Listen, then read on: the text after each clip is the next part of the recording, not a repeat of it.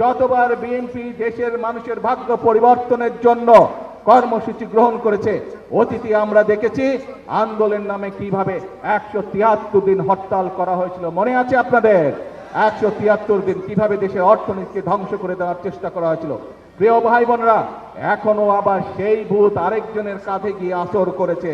আপনাদেরকে এই ব্যাপারে প্রিয় ভাই বোনেরা সতর্ক থাকতে হবে।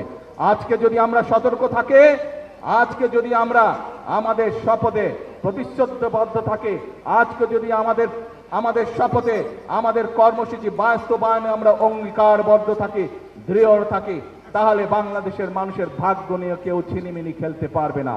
বাংলাদেশের মানুষের ভাগ্য নিয়ে কেউ যদি ছিনিমিনি খেলতে যায়, ইনশাল্লাহ 5 তারিখে যেভাবে বাংলাদেশের মানুষ জবাব দিয়েছে, ভবিষ্যতে বাংলাদেশের মানুষ ইনশাল্লাহ সেভাবেই জবাব দেবে।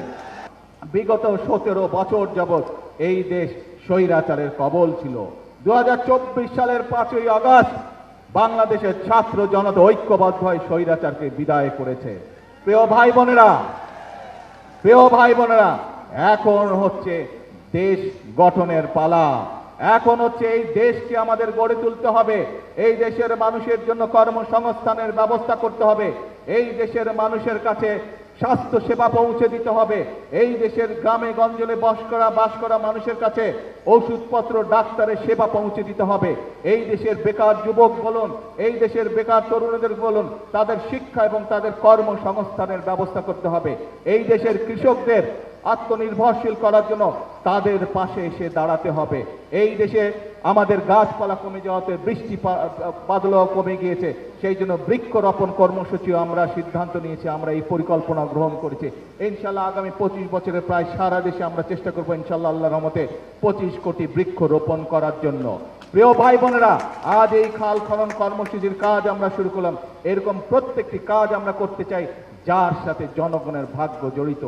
প্রিয় ভাই বোনেরা, যেই 5ই আগস্ট 2024 সালের 5ই আগস্ট যেই স্বৈরাচারকে বিদায় করেছি, তারপরে আমরা সংসদের দক্ষিণ প্লাজায় সকল রাজনৈতিক দল একত্রিত হয়ে জুলাই সনদ আমরা স্বাক্ষর করেছি।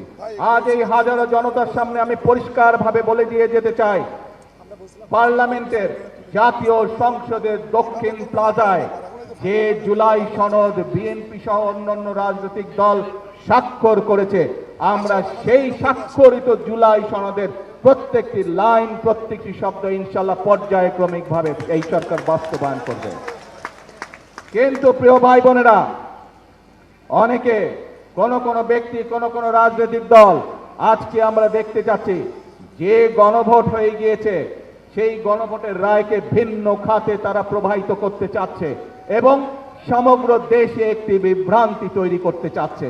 প্রিয় ভাই বোনেরা, এই যে আমার বক্তব্যের শুরুতে আপনাদেরকে যেই পরিকল্পনাগুলোর কথা আমি আপনাদের সামনে তুলে ধরলাম, আপনারা এই হাজারো মানুষ হাত তুলে বলেছেন যে এই পরিকল্পনাগুলো যদি সফল হয় তাহলে ইনশাআল্লাহ দেশের মানুষের ভাগ্যের পরিবর্তন হবে। তাই তো নাকি? ঠিক বলেছে কি ভাই? ঠিক বলেছে? এখন প্রিয় ভাই বোনেরা, আপনাদেরকে সজাগ থাকতে হবে, সতর্ক থাকতে হবে। যারা গণভোটের রায়কে ভিন্ন খাতে প্রবাহিত করতে চায়, যারা জুলাই সনদের অর্থ ভিন্নভাবে তাদের নিজেদের রাজনৈতিক স্বার্থ হাসিলের জন্য উপস্থাপন করতে চায়, এরা বিশৃঙ্খলা সৃষ্টি করতে চায়। এই বিশৃঙ্খলা যদি সৃষ্টি করতে পারে তাহলে জনগণের যে কর্মসূচি, ফ্যামিলি কার্ডের যে কর্মসূচি, মা বোনদের যে কর্মসূচি, কৃষকদের কৃষক কার্ডের যে কর্মসূচি, কৃষকদের খাল খনন যে কর্মসূচি, বেকার যুবকদের জন্য কর্মসংস্থানের জন্য মিল কারখানা, বন্ধ মিল কারখানা চালু করার যে কর্মসূচি, নতুন কলকারখানা চালু করার যে কর্মসূচি, স্বাস্থ্য সেবা গ্রামে গ্রামে পৌঁছে দেওয়ার যে কর্মসূচি, সকল কর্মসূচি ব্যাঘাত হবে এই বিশৃঙ্খলারা যদি আশকারা পায়। প্রিয় ভাই বোনেরা, আপনারা কি সতর্ক থাকতে পারবেন যাতে জনগণের কর্মসূচি, যাতে করে জনগণের কর্মসূচি ব্যাহত না হয়? সেই জন্য জনগণকে সতর্ক থাকতে হবে। প্রিয় ভাই বোনেরা, আজকে আমরা দেখেছি বিগত স্বাধীনতার পর থেকে বিভিন্ন সময় কারা কারা দেশে অশান্তির চেষ্টা করেছে, বিভ্রান্তির চেষ্টা করেছে, বিশৃঙ্খলার চেষ্টা করেছে। যতবার বিএনপি দেশের মানুষের ভাগ্য পরিবর্তনের জন্য কর্মসূচি গ্রহণ করেছে, অতীতে আমরা দেখেছি আন্দোলনের নামে কিভাবে 173 দিন হরতাল করা হয়েছিল, মনে আছে আপনাদের? 173 দিন কিভাবে দেশের অর্থনীতিকে ধ্বংস করে দেওয়ার চেষ্টা করা হয়েছিল। প্রিয় ভাই বোনেরা, এখনো আবার সেই ভূত আরেকজনের কাঁধে গিয়ে আসর করেছে। আপনাদেরকে এই ব্যাপারে প্রিয় ভাই বোনেরা সতর্ক থাকতে হবে। আজকে যদি আমরা সতর্ক থাকি, আজকে যদি আমরা আমাদের শপথে প্রতিশ্রুতিবদ্ধ থাকি, আজকে যদি আমাদের শপথে আমাদের কর্মসূচি বাস্তবায়নে আমরা অঙ্গীকারবদ্ধ থাকি, দৃঢ় থাকি, তাহলে বাংলাদেশের মানুষের ভাগ্য নিয়ে কেউ ছিনিমিনি খেলতে পারবে না। বাংলাদেশের মানুষের ভাগ্য নিয়ে কেউ যদি ছিনিমিনি খেলতে যায়, ইনশাল্লাহ 5 তারিখে যেভাবে বাংলাদেশের মানুষ জবাব দিয়েছে, ভবিষ্যতে বাংলাদেশের মানুষ ইনশাল্লাহ সেভাবেই জবাব দেবে।